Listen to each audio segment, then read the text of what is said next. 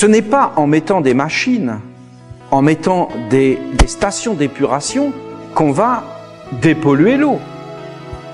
On peut mettre toutes les stations d'épuration qu'on veut, on peut faire tout ce qu'on veut pour dépolluer la terre, tant qu'on ne dépolluera pas la terre d'Uriel et qu'on ne marchera pas sur une terre sainte, jamais on ne dépolluera l'eau. La seule façon d'enlever la pollution de l'eau, c'est de lui permettre de respirer. Et c'est quoi? Mais c'est ce que faisait notre mère l'Égypte. Le Nil est un fleuve sacré. Nous ne devons pas simplement boire son eau, mais nous devons, par nos pensées, nos sentiments, notre dévotion, nos actes et nos rituels, nous devons sanctifier l'eau.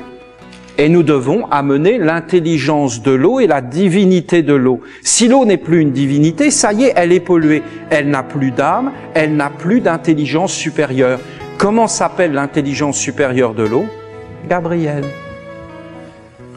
Parce que c'est nous les Esséniens qui l'appelons Gabriel. Mais un physicien quantique, il l'appellerait intelligence supérieure de l'eau. Ils le disent, les scientifiques, que l'eau a une mémoire. Il y a eu un professeur Omoto, quelque chose comme ça, qui a expliqué que l'eau avait une mémoire, et ils ont commencé à aller prier devant l'eau et à faire des prières, et ils ont vu que l'eau était capable d'emmagasiner les pensées positives. Vous voyez bien toutes ces théories, mais ce n'est pas suffisant. Ils n'ont que des bribes de savoir. Le vrai savoir, il est là, et il est depuis l'Antiquité. C'est-à-dire qu'il y a une terre sainte, mais elle n'est pas sous nos pieds.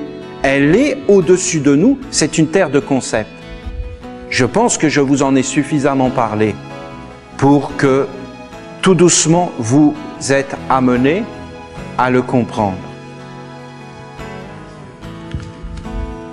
Aujourd'hui, voilà ce que nous devons réaliser. Vous voyez, il y a l'homme qui est là, il y a l'homme qui est là, et il y a l'homme qui est là. Parce que quelque part, l'arbre du bien et du mal, c'est nous. C'est nous qui engendrons le mal ou le bien sur la terre.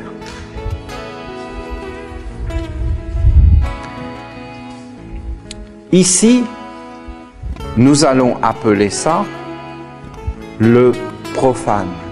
C'est l'ancien langage profane. C'est-à-dire, il n'est pas initié à nos mystères. Donc, il ne les connaît pas. Il n'y a pas de rejet. Simplement, c'est un profane. Nous sommes tous des profanes. Nous ne sommes pas dans la connaissance de tout. Il y a des choses qui nous sont inconnues. Être un profane n'est pas du tout un problème. C'en est un quand tu ne le sais pas. Dans la vie, il n'y a pas de problème. Le seul problème majeur, c'est l'inconscience. Ça, c'est un problème. Où est le problème d'être un ignorant? Il n'y en a pas. Le problème, c'est quand tu en es inconscient que tu es ignorant. Et que tu dis à tout le monde que tu es un savant, un guide, un maître, quelqu'un qui va donner des orientations, qui va dire comment il faut vivre, qui va prendre tout ça en charge, mais tu ne sais pas le faire, tu es un profane. Tu n'as pas à le savoir. Ça, c'est un vrai problème. Mais il n'y a pas de problème à être des profanes. Nous sommes des profanes dans beaucoup de domaines et nous devons l'accepter. Ici, c'est la loge essénienne.